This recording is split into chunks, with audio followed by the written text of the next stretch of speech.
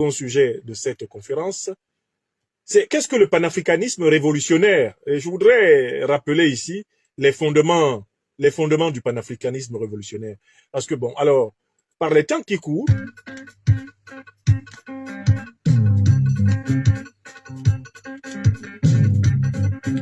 un certain nombre d'improvisations sont dangereuses.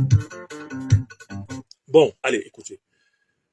Le panafricanisme est une idéologie politique qui a été conçue par les diasporas africaines, d'abord d'Amérique, ensuite d'Europe et enfin d'Afrique. C'est dans cet ordre-là que cette idéologie a apparu. En Amérique du Nord, elle est remontée en Europe, notamment à travers l'Angleterre, puis elle est entrée en Europe continentale, et c'est comme cela qu'elle est descendue en Afrique.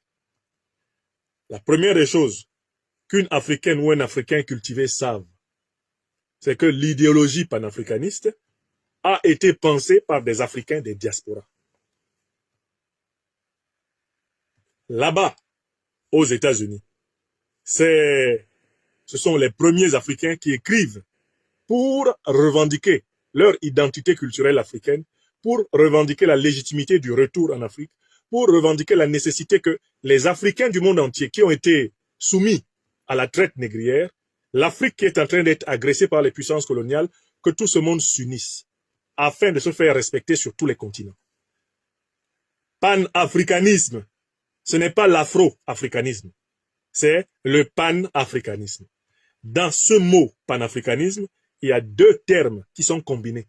Il y a le mot pan qui veut dire la totalité, le monde. Et il y a le mot africanisme qui veut dire insistance sur les valeurs, la qualité, la légitimité de la civilisation noire et d'Afrique. La civilisation de Kemet, la civilisation d'Al-Keboulan. Donc, le panafricanisme, c'est un combat planétaire. Ce n'est pas qu'un combat continental. Le panafricanisme est un combat pour le retour en pleine respectabilité, en pleine dignité, en pleine prospérité des populations issues d'Afrique, quel que soit le pays africain concerné et quel que soit le continent où elles se trouvent. Il s'agit de les affranchir de toutes les stigmates de la domination négrière, de la domination coloniale, de la domination néocoloniale, de la domination impérialiste et de la domination africaine. Quand vous allez chercher au fin fond de l'Amérique, vous trouvez dès le 18e, 19e siècle les grands auteurs qui écrivent. Vous les trouvez également dans les îles antillaises. Les grands auteurs qui écrivent, ce sont les Du Bois, ce sont les Bleeden qui écrivent. Quand vous entrez, vous remontez vers le 19e siècle, vous avez déjà les Marcus Garvey qui vont marquer la première moitié du 20e. Vous avez des figures comme ça. Vous avez les Boucard, vous avez les Antonin Firmin dans les îles haïtiennes qui écrivent pour démontrer que les arguments d'Arthur de Gobineau sont faux. Ce sont ces gens-là qui vont travailler et dont les idées vont rencontrer l'intelligentsia noire installée non seulement aux États-Unis, venue d'Afrique récemment, mais installée aux États-Unis, en Angleterre et en Europe continentale, avec les figures justement des Césaire, des Senghor, avec la figure de Kwame Nkrumah. Kwame Nkrumah est amené au panafricanisme à l'occasion de ses études américaines et ses études britanniques. Bon. Donc ça, c'est la première chose que les Africains doivent savoir. Le panafricanisme a été pensé par les diasporas africaines. Je vois beaucoup de gens qui ne se sont pas imposés le devoir d'apprendre, mais qui prétendent faire de la politique et qui parlent de panafricanisme sans avoir d'abord bien compris la dimension mondiale de l'idéologie. Elle est mondiale. Ce n'est pas une idéologie qui est enfermée dans les limites de la race. Ce n'est pas une idéologie qui est enfermée dans les limites de la géographie. C'est une idéologie affirmant la dignité des hommes et des femmes venus d'Afrique sur tous les continents. Et cette dignité n'est même pas affirmée dans le but de dominer les autres peuples, mais de mettre fin à toute forme de domination. Le panafricanisme est en fait une idéologie de l'égalité humaine. Les grands penseurs du panafricanisme, comme a pu l'être par exemple Anténor Firmin, qui a démontré l'égalité de tous les groupes humains, l'égalité des races humaines, contre Arthur de Gobineau, il ne voulait pas affirmer la supériorité du noir sur le blanc ou le jaune, mais de dire il n'y a pas d'humain supérieur. Il n'y a pas d'humain qui soit naturellement supérieur aux autres. Bon. Maintenant, deuxième élément important. J'ai dit panafricanisme révolutionnaire. Parce que quand l'idéologie descend sur le continent africain au XXe siècle, elle trouve le continent clivé par les deux grandes écoles politiques de l'Occident. D'une part, la droite, plutôt capitaliste libérale, et de l'autre côté, la gauche, plutôt socialiste et anti-libérale, collectiviste, etc. Or, quelle est la logique qui domine l'Afrique? C'est la logique de l'exploitation capitaliste qui domine l'Afrique. Les grandes puissances négrières du XXe siècle, colonialistes du XXe siècle, impérialistes du XXe siècle en Afrique, sont systématiquement des puissances qui imposent aux pays africains une domination de type capitaliste et libéral. Voilà pourquoi sur le continent, le panafricanisme va prendre comme forme pour lutter la doctrine révolutionnaire inspirée de la gauche, notamment de la gauche marxiste, la gauche léniniste et la gauche maoïste. Marxiste, Karl Marx, léniniste, Lénine, et maoïste, Mao Tse-tung. Ces trois figures de la gauche internationale vont inspirer les panafricanistes se battant contre le colonialisme. Et c'est ainsi que va naître le bouquet théorique de ce qu'on appelle le panafricanisme révolutionnaire. Alors, que dit le panafricanisme révolutionnaire? Il dit que partout où la souveraineté de défense, la souveraineté économique, la souveraineté politique et la souveraineté culturelle des Africains n'est pas reconnue, les Africains doivent se coaliser et lutter contre le dominant, quelle que soit la couleur de la peau du dominant. Je recommence. Les thèses fondamentales du panafricanisme révolutionnaire. Première thèse. Les Africaines et les Africains qui sont victimes de la domination militaire, de la domination économique, de la domination politique, de la domination culturelle, doivent se grouper comme un seul homme et constituer des mouvements de libération. Et ils doivent passer des alliances avec les puissances du monde entier qui acceptent et qui reconnaissent la légitimité du combat des Africains pour récupérer leur souveraineté. Voilà le panafricanisme révolutionnaire et voilà pourquoi les grandes familles, les grands mouvements panafricanistes révolutionnaires du continent seront souvent alliés avec les mouvements anti-impérialistes, anti-colonialistes, les mouvements socialistes et les mouvements révolutionnaires européens, asiatiques et même américains. C'est de là que vient la proximité entre les mouvements révolutionnaires panafricanistes et Cuba. La proximité entre les mouvements révolutionnaires panafricanistes et l'Union soviétique, devenue aujourd'hui la Russie. La proximité entre les mouvements révolutionnaires panafricanistes et la Chine. Tous les pays dans lesquels avaient eu lieu des révolutions marxistes, léninistes ou maoïstes, ces pays vont tout naturellement être en proximité avec le combat des Africains et vont aider plusieurs mouvements de libération à mener leur lutte. C'est le cas du FLN en Algérie, c'est le cas de l'UPC au Cameroun, c'est le cas du MPLA en Angola, c'est le cas de la SWAPO en Namibie, c'est le cas de l'ANC en Afrique du Sud, c'est le cas, dans une certaine mesure, du MESAN, c'est le cas du RDA en Afrique de l'Ouest, et notamment donc au Mali avec l'immense Modibo Keïta. C'est le cas du PAIGC en Guinée-Bissau avec le camarade Amilcar Cabral. C'est le cas du Parti démocratique de Guinée, du PDG RDA, du camarade Ahmed Sékou Touré, en Guinée. C'est le cas du Frélimo, du camarade Samora Machel, ou c'est le cas du parti du Mwalimu Julius Nyerere en Tanzanie, etc. C'est cela qui donne le panafricanisme révolutionnaire. Que veut dire révolutionnaire? C'est-à-dire lutte déterminée contre la domination, afin de renverser la domination. Car la notion de révolution signifie celle de renversement de la domination. Révolution signifie un mouvement par lequel ce qui est en haut est projeté en bas, dans un mouvement circulaire et dialectique. C'est le panafricanisme révolutionnaire. Or, aujourd'hui sur notre continent, quelle est l'idéologie politique qui a le vent en poupe? Quelle est l'idéologie qui inspire l'Afrique, dont 70% de la population est jeune?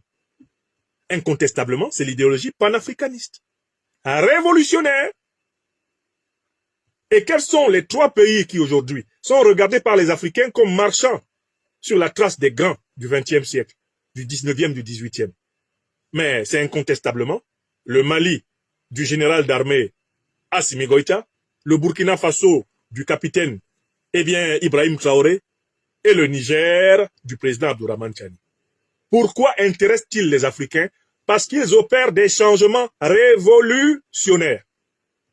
Ce sont des pays qui étaient militairement occupés par les puissances coloniales, négrières, néocolonialistes et impérialistes, jusqu'à il y a à peine 2 ans. Dans tous ces pays, ces puissances ont été priées de retirer et forcées de retirer leurs troupes.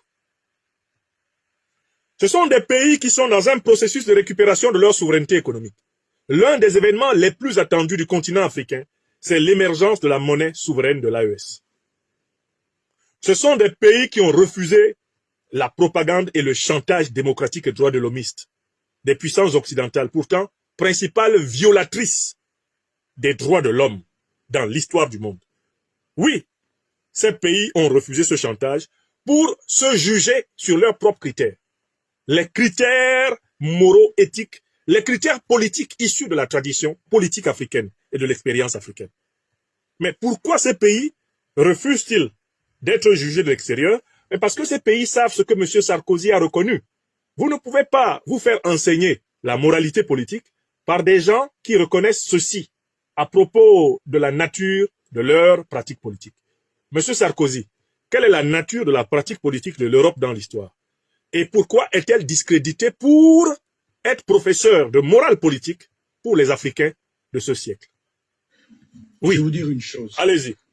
L'Europe, oui, de tous les continents du monde, oui, est le continent le plus brutal, oui, où il y a eu les guerres les plus sauvages. Ah, C'est pas l'Afrique, c'est pas l'Asie, très bien, c'est l'Europe. très bien, M. Et Sarkozy. je vais vous dire autre chose. Ouais, C'est pas au Moyen-Âge, très bien, c'est au XXe siècle. bravo. C'est en Europe qu'on a exterminé des Juifs. Ah bon? C'est en Europe qu'on s'est battu. Voilà. Quand on a dit, avec la guerre russo-ukraine, c'est le retour de la guerre qu'on n'avait pas vue, c'est une stupidité. Très bien, M. Sarkozy. Puisqu'on a oublié la Bosnie. Bravo, bravo, bravo. On a aussi oublié la Libye, Si vous n'avez pas l'Union européenne, que vous avez vous avez bombardée, des Sarkozy. affrontements considérables. Ouais, tout à fait. Ok. Merci, M. Sarkozy. Je vais vous dire une chose. Non, c'est bon, vous l'avez déjà dit. L'Europe, Merci. Donc, le panafricanisme, eh bien, précisément, c'est le refus de se faire dicter les critères de l'ordre politique, de l'ordre économique, de l'ordre social par quelqu'un d'autre. C'est la civilisation africaine qui devient le référentiel des valeurs de société, les valeurs politiques, les valeurs économiques africaines. C'est ça le panafricanisme. Donc aujourd'hui, en réalité, tout mouvement politique qui ne s'aligne pas sur l'idéologie du panafricanisme révolutionnaire est un mouvement qui, de près ou de loin, eh bien, se contente des acquis du réformisme, d'une part, et d'autre part, des acquis du néocolonialisme et de l'impérialisme. Et je voudrais vous appeler à constater que ce clivage a lieu dans tous les pays africains. On voit très bien 2 façons de regarder l'Afrique et le monde. Une façon qui consiste à vouloir se trouver une place dans un monde où les Africains sont décrétés subalternes à vie. Et une autre manière d'opérer dans le monde pour récupérer toutes les dimensions de notre souveraineté, ici et maintenant, sans tomber dans la moindre flatterie du type de l'évolutionnisme colonial.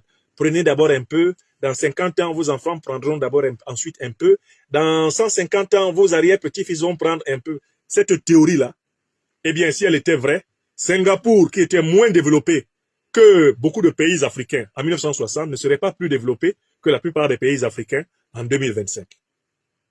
Si c'était vrai. Si c'était vrai, la Chine, qui était en réalité un pays sous-développé dans les années 30, 40, 50, ne serait pas aujourd'hui en train de concurrencer et de doubler les États-Unis. S'il était vrai qu'il faut attendre 100 ans, 150 ans, 200 ans pour avoir un standard de vie, une qualité de vie, matérielle du moins, au moins comparable à celle des pays occidentaux, si c'était vrai, l'Asie du Sud-Est ne serait pas en train de passer devant l'Europe. Vous avez compris? Il n'y a aucune limitation ontologique. Il n'y a aucun empêchement consubstantiel de progresser.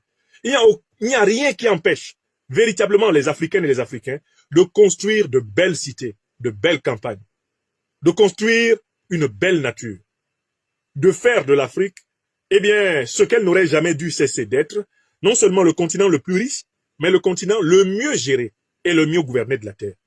Et le panafricanisme révolutionnaire est le corpus idéologique dans lequel trempe la volonté des Africains qui, dès maintenant, ont changé, qui, dès maintenant, vivent dans le monde de la liberté, où qu'ils soient dans le monde. La liberté est dans un rapport particulier au monde. Ce rapport, celui du panafricanisme révolutionnaire, est celui de la résistance créatrice. Créatrice de souveraineté, de défense, créatrice de souveraineté économique, créatrice de souveraineté eh bien, dans l'acte d'institution de l'ordre politique et créatrice de souveraineté sur le plan de la culture. John ni lama wah meleme kalium ni lem hiya mi basa. Mur angwe pon ba Afrika ba wasu munun konsi. Alama dirinjo. Alama dirinjo. Inyu bonle. Bisonda be manola be ye Afrika be hu mambay map. Moni mi wit pas vele France fa mi mal ya Afrika. Banga man Afrika alama jo len. Alama jo hikikel nyu bonle ba anebe Afrika. Bon ba Afrika bon ba poholbo. Ni norme longe.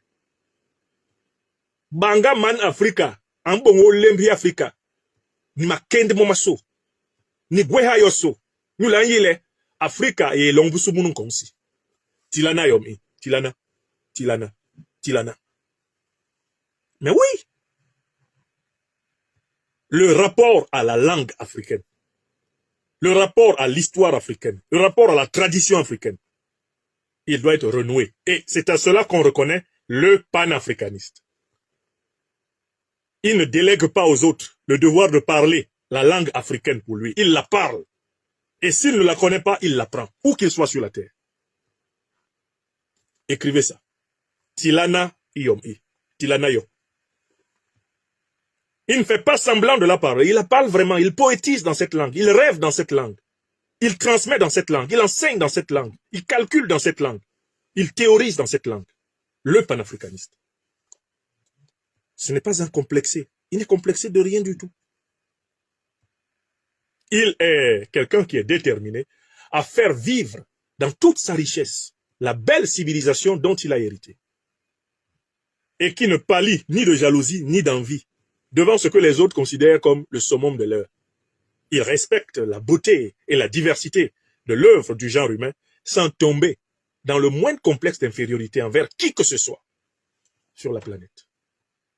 Car pour le panafricaniste, quand en plus il a la dimension de la tradition africaine, il n'y a de Dieu que Dieu, et le rapport à Dieu passe par la médiation ancestrale.